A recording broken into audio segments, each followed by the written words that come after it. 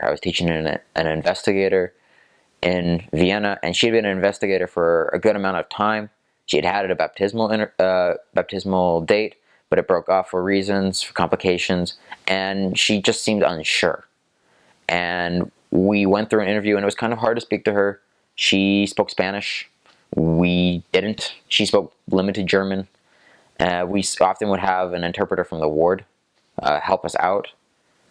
But we found out that she came to church every week, and we knew she prayed, but she wasn't so confident. So we tried to figure out what it was, and we fasted about it, and we decided that she wasn't reading the Book of Mormon, or wasn't reading it like she should.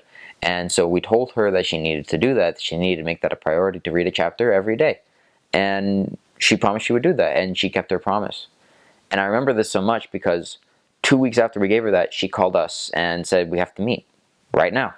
And we didn't have a joint teacher or anything, and so we had to meet in the library, just in the middle of the kids section, so her son could just could play around.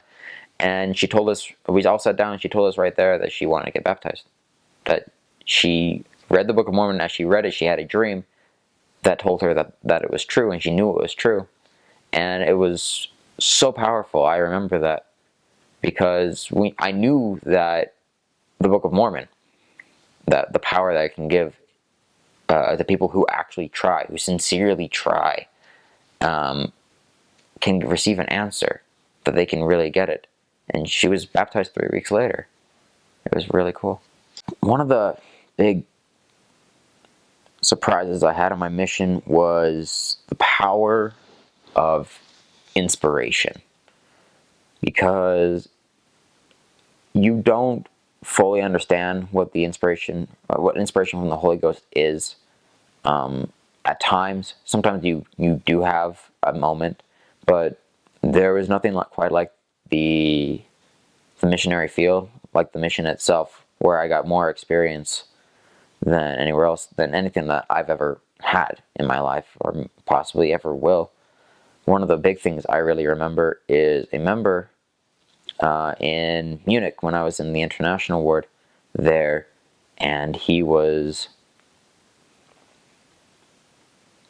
less active. He hadn't had any contact for months, easily, maybe even years, because we were opening up the area for a new pair of missionaries, and I just had the inspiration to contact this guy.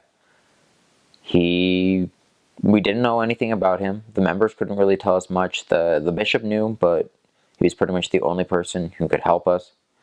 And there wasn't really much reason to try and go by on him. Most people didn't even think he lived there anymore, but I decided that, well, what it was is I just had this feeling. I felt like I was supposed to do it. So I went by a couple of times with my companion, and nothing happened. We knocked the door. His name was on the box. There was no response, though, and so we kind of assumed the worst, that maybe we just didn't want to be contacted or answered.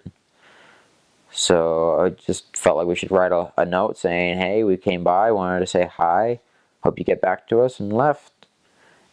And a few weeks later, without realizing it, a month later actually, he contacted us. He asked if we had come by. We said yes. He said, "Oh, that's great. I've been out of town. I was in the United States for a while, but if you want, we can come and I can come and we can talk together." And so we did, and he kind of expressed his insecurities about the church and about his experience and everything.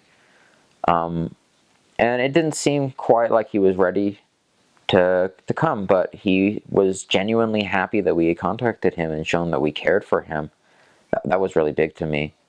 But it didn't stop there. I was transferred to a new area a few months, less than a month later, and so I didn't hear from him. And then I saw him again about a year later, actually, and he was at the train station where all the missionaries were going between transfers. And I saw him, and I was so surprised to see him. And I asked him what he was doing there, and he said, "Well, I'm waiting for one of the missionaries to say goodbye before he goes home." And he explained to me that he was active again, that he was in the ward, that he had a calling. I was amazed. I was so happy, and he felt so indebted to me because I was the one who contacted him, and I didn't feel like I had done anything. I just felt like I was just following the Spirit. And it turned out to just succeed, I suppose, and do so much that I couldn't forget it. And I've since kept in contact with him. We're really good friends now, actually. He even took me out to dinner when I went to visit a few months ago. And I can't forget how much the Spirit inspired, because it was